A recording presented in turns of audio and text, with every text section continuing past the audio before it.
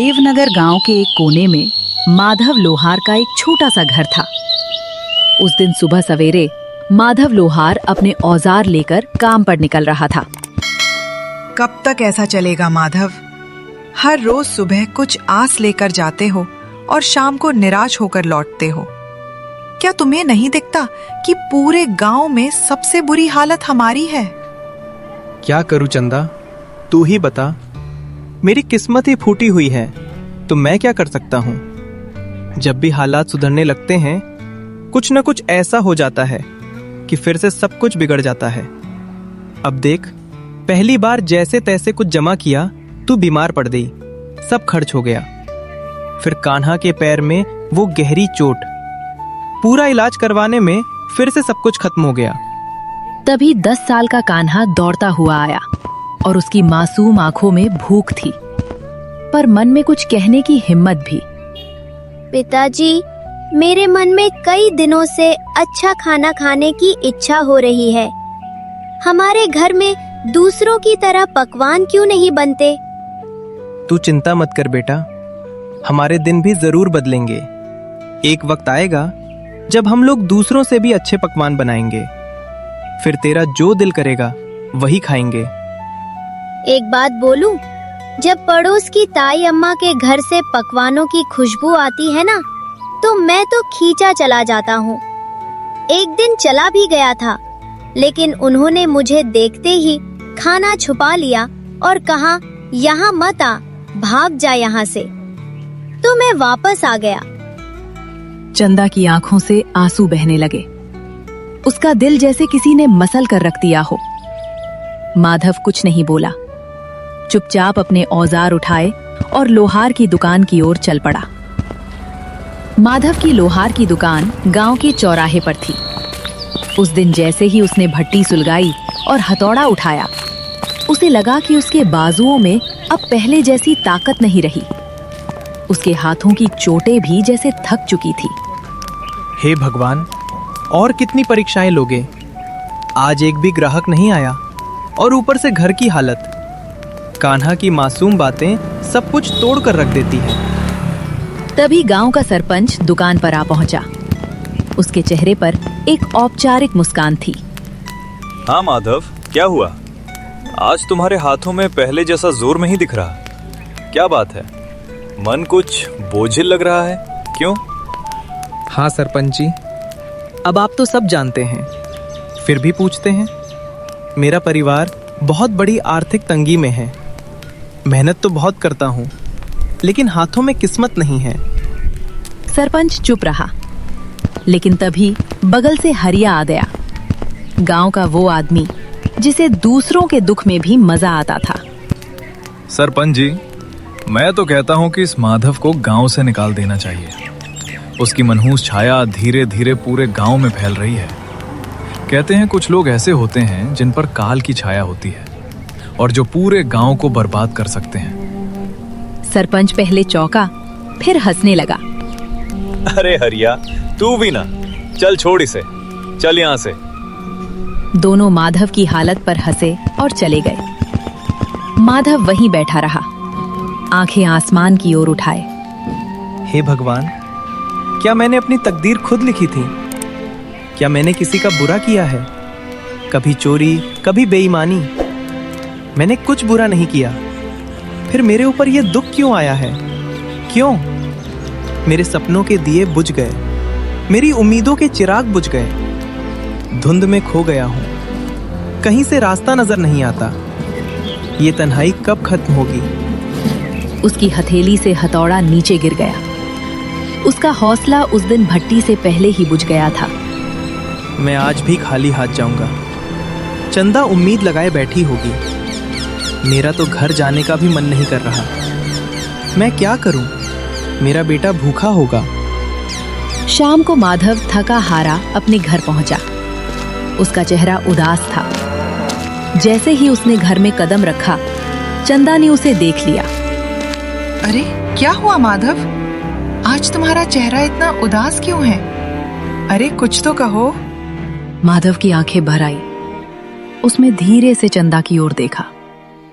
अब तो सारे गांव वाले भी मेरी बुरी किस्मत का मजाक उड़ाने लगे हैं। चंदा, और क्या कहूं, आज तो दुकान पर एक भी ग्राहक नहीं आया। हाँ, और ऊपर से सरपंच और हरिया, वो दोनों मेरी किस्मत पर हंसते हुए चले गए। मैं तुम्हारे लिए खाने के लिए भी कुछ नहीं ला सका। चंदा चुप हो गई। उसकी आंखें भर आई। सुबह जब तुम दुकान जा रहे थे तब मैं भी तुम्हें बोल रही थी, इसमें गलती मेरी भी है।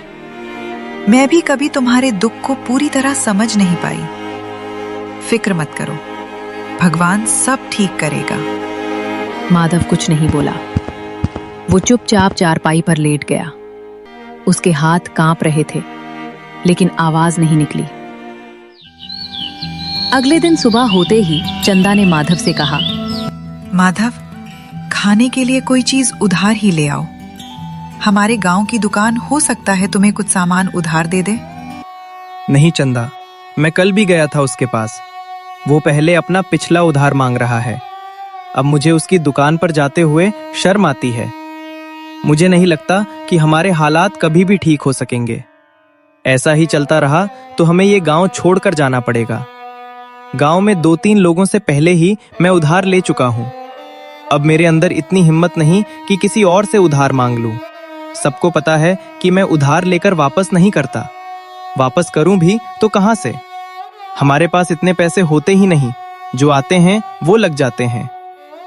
हाँ माधव, ये तो है। भगवान पता नहीं किस बात की सजा दे रहा है हमें, लेकिन हमें उम्मीद रखनी चाहिए। हमारे भी दिन एक दिन जरूर बदल जाएंगे। ये बात तो मुझे तुमसे सुनते 10 साल हो गए हैं। आज तक ऐसा दिन नहीं आया। वो चुपचाप घर से निकल पड़ा और सीधा जंगल की ओर चल दिया। उसका दिल बहुत भारी था, आंखों में उदासी थी और कदम जैसे बेजान थे। दिमाग में बार बार एक ही ख्याल आ रहा था, क्या जिंदगी का यही अंत है? क्या मैं अपनी तकलीफों से हमेशा के लिए मुक्त हो जाऊं? माधव आत्महत्या के विचारों में डूबा हुआ गांव की सीमा तक पहुंच चुका था। तभी सामने से सरपंच आता हुआ दिखाई दिया। अरे माधव, आज दुकान नहीं खोली क्या? तुम तो सीधे जंगल की ओर निकल पड़े हो। क्या बात है? अब लोहार से लकड़हारा बनने का इरादा है क्या? माधव चुप रहा। वो पहले से ही उदास था। उसके पास सरपंच को जवाब देने के लिए कोई भी शब्द नहीं थे। चलो अच्छा है, लकड़हारे भी बुरे नहीं होते। कम से कम जंगल में कोई तुम्हारी किस्मत का मजाक तो नहीं उड़ाएगा ना। सरपंच हंसता रहा और चला गया। माधव बिना कुछ बोले जंगल की गहराई की ओर बढ़ गया। माधव अब थक चुका था। उसके पैर जवाब दे चुके थे। वो एक घने वृक्ष की छाया में बैठ गया और आसमान की ओर देखने लगा। मैं मर्द हूं ना, इसीलिए किसी के सामने रो नहीं सकता। अगर चंदा और कान्हा मुझे रोते हुए देख लेते तो उनका मनोबल टूट जाता। इसीलिए मुझे जंगल आना पड़ा। भगवान, तू मेरी कितनी परीक्षा लेगा? माधव उदास होकर आसमान की तरफ देखते हुए बातें कर रहा था कि अचानक उसके कानों में किसी के चीखने की आवाज आई। कोई है तो मेरी मदद करो। वो उठा और इधर उधर देखने लगा। अचानक उसकी नजर एक साधु पर पड़ी जो जमीन पर गिरे हुए थे। माधव तुरंत उनके पास गया। साधु महाराज, आपको क्या हुआ? आप ऐसे क्यों पड़े हैं? बेटा, मैं राज की ओर जा रहा था कि रास्ते में मेरे पैर में जोर की मोच आ गई। मैं गिर पड़ा और तभी से इस सुनसान जंगल में पड़ा हूं। ये जंगल इतना वीरान है कि यहाँ कोई आता ही नहीं। कई दिन हो गए, कोई इंसान नहीं दिखा। मुझे बहुत प्यास लगी है। मेरा गला सूख रहा है। अगर जल्दी पानी नहीं मिला तो शायद मैं बच ना सकूं। माधव घबरा गया और तुरंत इधर उधर देखने लगा। शायद कहीं से पानी या कोई मदद मिल जाए। परंतु यहाँ तो दूर दूर तक कोई तालाब दिखाई नहीं दे रहा है महाराज। बताइए साधु महाराज, अगर आपको पता हो कि पानी कहाँ मिल सकता है तो मैं अभी ले आता हूँ। यहाँ से लगभग 2 मील दूर उठने लगा। धुआं धीरे धीरे एक भयानक औरत की शक्ल लेने लगा। ये दृश्य देखकर माधव के दिल में डर और हैरानी की लहर दौड़ गई। तेरी हिम्मत कैसे हुई उस तालाब का पानी लेने की? क्या तुझे नहीं पता कि उस तालाब से कोई जल नहीं ले सकता? देखो, मुझे सच में नहीं पता था कि ये तालाब तुम्हारा है। मुझे माफ करो, मैंने ऐसा कोई अपमान नहीं किया। मैं एक डायन हूँ। अगर तुझे ये जल चाहिए तो मेरी एक पहेली का उत्तर देना होगा। अगर उत्तर गलत दिया तो इसी तालाब में डुबोकर मैं तुझे मार दूंगी। लेकिन हाँ, एक और रास्ता है जिससे तू बच सकता है। तू बिना जल लिए यहाँ से चला जा। ना पहेली ना मौत। माधव गहरी सोच में डूब गया। एक ओर साधु की प्यास और दूसरी ओर मृत्यु का भय।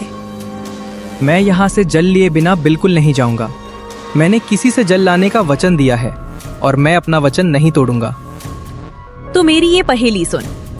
एक घर ऐसा जो हर दिशा में खुला हो, जिसके अंदर उजाला हो, पर ना कोई खिड़की हो, ना कोई दरवाजा, ना कोई दीवार हो और ना ही कोई जमीन, फिर भी सब कुछ उसमें समाया हो। बता, कौन है वो? माधव ने कुछ क्षणों के लिए अपनी आंखें मोड़ ली। उसकी सांसें तेज और बेकाबू थीं, मानो दिल के भीतर एक तूफान चल रहा हो। लेकिन उसके चेहरे पर एक अनोखा सा सुकून था, एक गहराई से भरा शांत भाव, जैसे वो अपने भीतर की रोशनी से सच्चाई को खोजने की कोशिश कर रहा हो। अंदर से बेचैनी के बावजूद उसके माथे पर एक दृढ़ संकल्प की रेखा साफ नजर आ रही थी, जो ये बता रही थी कि वो हार मानने वाला नहीं है। वो है मनुष्य का मन, जो हर दिशा में खुला होता है, जिसमें उजाला भी होता है और अंधकार भी। ना कोई दीवार, ना कोई दरवाजा, फिर भी उसमें पूरा संसार समा जाता है। डायन कुछ पल चुप रही, जैसे माधव के उत्तर पर हैरान हो गई हो। फिर अचानक वो जोर से हंसने लगी, एक ऐसी हंसी जिसमें हैरानी, गुस्सा और शायद थोड़ी सी खुशी भी छुपी हुई थी। तू पहला योगी है जिसने मेरी पहेली का सही उत्तर दिया है। जा, जितना जल चाहिए ले जा। आज तुझसे मिलकर मुझे प्रसन्नता हुई। माधव ने अपने कमंडल को ठंडे और साफ जल से भर लिया। उसकी आंखों में एक चमक थी, सफलता और संतोष की। फिर वो तेजी से लौट पड़ा। कदमों में जल्दी थी, लेकिन दिल में शांति। वो सीधे उसी स्थान पर पहुंचा जहां साधु महाराज निर्जीव से पड़े थे, जैसे उनके जीवन की आखिरी उम्मीद सिर्फ माधव की वापसी से जुड़ी हो। लीजिए महाराज, मैं जल ले आया हूँ। साधु ने जल पीते ही माधव को गहराई से देखा। उनकी आंखों में हैरानी और आश्चर्य साफ झलक रहा था। बेटा, क्या सच में तुमने इसी तालाब से जल लिया है? हाँ महाराज, आपने कहा था और मैंने निभाया। मुझे लगा था कि तुम जल नहीं ला पाओगे, क्योंकि मैं जानता था कि उस तालाब में एक डायन का वास है। जब भी कोई मनुष्य जंगल में आता है, मैं हमेशा उसकी ऐसी ही परीक्षा लेता हूँ। अक्सर मैंने देखा है कि वो मनुष्य डायन के डर से भाग जाता है, लेकिन तुम पहले मनुष्य हो जिसने उस डायन की पहेली को हल किया और मेरे लिए जल लेकर आए हो। इतना कहकर साधु ने अपनी आंखें बंद की और कुछ मंत्र पढ़ने लगे। तभी वहां रंग बिरंगी किरणों के साथ एक सुंदर हिरण प्रकट हो गया। तूने मेरी मदद की है, इसीलिए मैं तुझे ये भेद देना चाहता हूँ। साधु महाराज, इतना तो मुझे पता चल गया है कि आप कोई चमत्कारी साधु हैं, परंतु मैं इस हिरण का क्या करूंगा महाराज? इसे अपने घर ले जा और अपनी बेटी की तरह पाल इसे। और याद रख, ये हिरण तेरी किस्मत बदल देगा। मैं जानता हूँ कि तू सबसे ज्यादा अपनी किस्मत की वजह से परेशान है, वरना तेरे अंदर कोई बुराई नहीं है। तू मेहनती लोहार है, तेरे मन में कोई लालच नहीं है और तू दूसरों की मदद करने वाला भी है। इतना कहकर साधु वहां से चले गए। माधव ने उस हिरण को सावधानी से उठाया और अपने घर ले आया। हिरण की सुंदरता और चमक देखकर माधव के दिल में नई उम्मीद जगी और उसने ठाना कि उसकी रक्षा करेगा और अपनी किस्मत बदलने की कोशिश करेगा। अरे, ये हिरण आपको कहाँ से मिला? माधव ने सारी कहानी चंदा को सुनाई। हमारे घर तो वैसे ही खाने के लाले पड़े हैं। साधु महाराज को अगर देना ही होता तो धन देते, इस हिरन को क्यों पकड़वाया? हाँ, अब साधु महाराज ने कुछ सोच समझ कर ही दिया होगा। उन्हें भी तो हमारी इस हालत के बारे में अच्छी तरह पता था। तभी वहाँ कान्हा आ गया। पिताजी, ये हिरन वाकई बहुत अच्छा है। मेरे साथ तो अब गांव का कोई भी बच्चा नहीं खेलता, क्योंकि हम गरीब हैं ना। लेकिन अब मैं इस हिरन के साथ खेलूंगा। इतना कहकर कान्हा हिरन को लेकर घर से बाहर चला गया और खेलने लगा। हिरन इतना सुंदर था कि जिस किसी की भी नजर उस पर पड़ती, उसका मन मोह जाता। अगले दिन जब माधव अपने दुकान पर जाने की तैयारी कर रहा था, तभी गांव का जमींदार उसके घर आ पहुंचा। आप तो जमींदार हैं, मेरे घर पर क्या करने आए हैं? इससे पहले तो आप कभी नहीं आए। भला मुझ जैसे गरीब के घर में आपका क्या काम है? हाँ, बात तो तू सही कह रहा है माधव। लेकिन बात यह है कि आज मैंने तेरे बेटे यानी कान्हा को एक हिरण्य के साथ खेलते देखा है। वो हिरण वाह वाह वाह बहुत ही सुंदर था। और तू जानता है कि मुझे जानवरों को पिंजरे में रखने का कितना शौक है, तो मैं वो हिरण खरीदना चाहता हूँ। चंदा यहाँ सुनकर चौकस हो गई। वो कुछ कहने ही वाली थी कि माफ कीजिए, मैं वो हिरन आपको नहीं बेच सकता। अरे भाई, मैं तुम्हें इसकी अच्छी कीमत दूंगा। आप मुझे चाहे उसकी कितनी भी कीमत दें, माफ कीजिएगा, मैं उस हिरन को नहीं बेचूंगा। जमींदार क्रोधित होकर वहाँ से चला गया। आपने ये क्या किया? जमींदार हमें इसकी अच्छी कीमत दे सकता था। हमारी हालत कुछ बेहतर हो सकती थी। मैं ये हिरन नहीं बेचूंगा चंदा, क्योंकि ये हिरन मुझे साधु महाराज ने भेंट किया है, और भेंट की हुई वस्तुओं को कभी बेचा नहीं जाता। कुछ दिन ऐसे ही बीत गए। माधव और उसका परिवार हिरन से इतना जुड़ गया था कि उसे छोड़ने का ख्याल भी नहीं आता था। फिर कुछ दिनों बाद एक व्यापारी वहां आ पहुंचा। अरे भाई, मुझे तुम्हारा ये हिरन बहुत पसंद आया है। मैं तुम्हें इसकी मांगी हुई कीमत दूंगा। ये हिरन मुझे बेच दो। तुम चाहे मुझे कितना भी धन क्यों ना दो, मैं इसे नहीं बेचूंगा। अरे तुम गरीब के गरीब ही रहोगे। तुम सामान्य लोहार हो, समझते ही नहीं कुछ। व्यापारी वहां से चला गया। चंदा माधव पर गुस्सा हो गई। जब से ये हिरन आया है, तब से हमारा खर्चा और बढ़ गया है। पहले जमींदार को लौटा दिया और अब व्यापारी को भी मना कर दिया। क्यों नहीं बेचा इसे? चंदा, न जाने क्यों मुझे इस हिरन से अब एक खास लगाव हो गया है। और वैसे भी साधु महाराज ने कहा था कि इसे अपनी बेटी की तरह पालना। अब ये मेरी बेटी जैसा है। और भला कोई अपनी बेटी को मांगी हुई कीमत पर बेचता है क्या? खुद सोचो ना। चंदा ये सुनकर चुप हो गई और नम आंखों से मुस्कुराने लगी। धीरे धीरे वो हिरन उनके परिवार का हिस्सा बन गया। वहीं देवनगर के राजमहल में उदासी छाई हुई थी। राजा विक्रम अपनी 20 वर्षीय पुत्री चंदा को देख रहे थे, जो बेहोशी की स्थिति में थी। उनके बगल में राजगुरु थे। राजगुरु, क्या मेरी पुत्री ठीक हो पाएगी? मैंने राज्य के बड़े बड़े वैद्यों को दिखाया, लेकिन कोई फायदा नहीं हुआ। महाराज, आपकी पुत्री को एक विचित्र बीमारी है। इसका इलाज संभव है, लेकिन वो अत्यंत दुर्लभ है। तो फिर जल्दी से बताइए ना गुरुजी, इलाज क्या है? ध्यान से सुनिए। एक मायावी हिरण का आंसू और एक गरीब मनुष्य का आंसू, जब ये दोनों एक साथ मिलेंगे तो वे एक दिव्य पुष्प में बदल जाएंगे। उस पुष्प को राजकुमारी के शरीर पर स्पर्श कराना होगा, तभी वे स्वस्थ हो पाएंगी। तो फिर बताइए, वो मायावी हिरण कहाँ मिलेगा? मैं उसे किसी भी कीमत पर ढूंढ लाऊंगा। और गरीब की बात तो कीजिए ही मत। हमारे राज्य में गरीबों की कोई कमी नहीं है। आपने पूरी बात सुनी नहीं महाराज। अगर किसी गरीब को जबरदस्ती रुलाया गया तो वो आंसू व्यर्थ होगा। दोनों को अपने आप दिल से रोना होगा, तभी वो पुष्प प्रकट होगा। तो फिर क्या? तुम्हें पता है राजगुरु की वो हिरण इस समय किसके पास है? हाँ महाराज, मैंने साधना के दौरान ये देखा है। वो मायावी हिरण्य देवनगर गांव के एक लोहार के पास है। राजा विक्रम अपने मंत्री जगन्नाथ और 2 सिपाहियों के साथ देवनगर की ओर रवाना हुए। कुछ ही देर में वे देवनगर पहुंचे। वहां गांव का सरपंच दौड़ता हुआ आया। हमारे तो भाग्य ही खुल गए, राजा विक्रम पधारे हैं। मुझे तुम्हारी बातें सुनने में कोई दिलचस्पी नहीं है। बस इतना बताओ, क्या इस गांव में कोई लोहार रहता है जिसके पास एक हिरन है? हाँ महाराज, माधव लोहार है।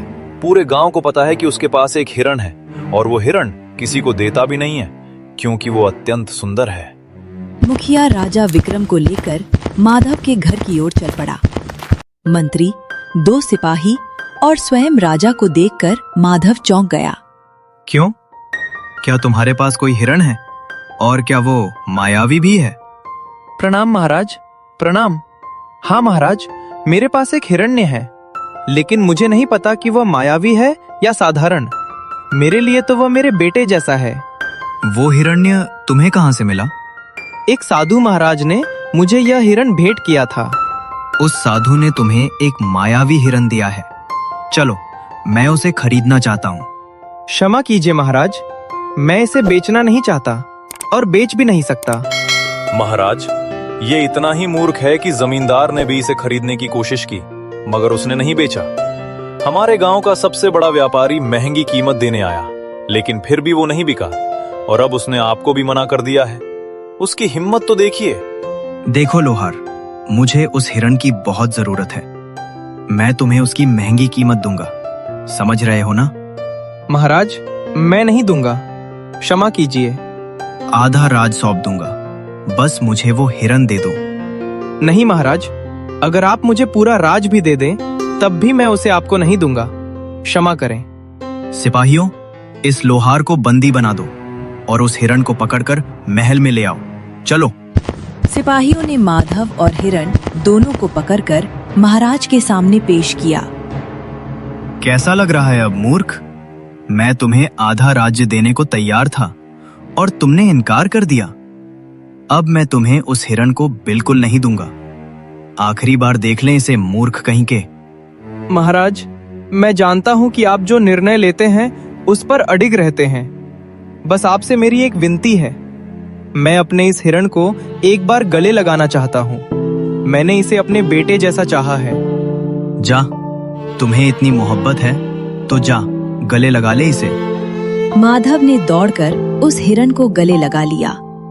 दोनों की आंखों से आंसू बहने लगे, और जैसे ही वे आंसू धरती पर गिरे, वहां एक नीला फूल खिल गया। महाराज, यही वो फूल है जो आपकी पुत्री को ठीक कर सकता है। राजा विक्रम दौड़कर फूल लेकर अपनी पुत्री के कमरे में गए। फूल जैसे ही पुत्री के शरीर को छुआ, होश में आ गई। राजा विक्रम खुशी से राज दरबार वापस आ गए। मुझे माफ कर दो माधव, मैंने अपनी पुत्री के प्यार में अंधा होकर तुम्हारे साथ अन्याय किया। तुम्हारे आंसू सच्चे थे। अब मैं समझ गया कि तुम कितना सत्य बोल रहे थे। तभी वहां साधु महाराज प्रकट हो गए। महाराज, ये गरीब लोहार किस्मत का मारा है। उस हिरन को मैंने ही उसे भेंट किया था, और मैंने कहा था कि यह उसकी किस्मत बदलेगा। मैं जानता था कि आपकी पुत्री का इलाज उसी मायावी हिरन से होगा, लेकिन वह तभी संभव था जब हिरन पालने वाले की आंखों से सच्चे आंसू निकले, और सच्चे आंसू केवल सच्चे इंसान के निकलते हैं। साधु ने माधव को देखकर कहा, माधव, हम तुम्हें बहुत सा सोना देते हैं। तुम्हारी वजह से हमारी पुत्री ठीक हो गई है। हम तुम्हारा यह एहसान कभी नहीं भूलेंगे। महाराज, आपकी मेहरबानी है, लेकिन कृपया करके मुझे यह ना दें। नहीं नहीं नहीं माधव, ये भेंट है, और भेंट को कभी ठुकराते नहीं। आज से तुम मेरे राजमहल में मेरे सलाहकार बनकर रहोगे, और मेरे खजाने की रक्षा का काम तुम्हारे कंधों पर होगा। तुम सच्चे इंसान हो, और हाँ, जिस गांव में तुम रहते हो, आज से तुम उस गांव के जमींदार हो। वो पूरा गांव अब तुम्हारा होगा। माधव पूरी दौलत लेकर अपने घर वापसी की राह पर निकला, जो उसकी मेहनत, ईमानदारी और सच्चाई का अनमोल इनाम था। इस तरह एक सामान्य लोहार अपनी मेहनत और प्यार की वजह से अपनी किस्मत बदलने में कामयाब हो गया। उसका जीवन अब पहले से कहीं ज्यादा खुशहाल और सफल था। और वह अपने गांव के लिए एक मिसाल बन गया।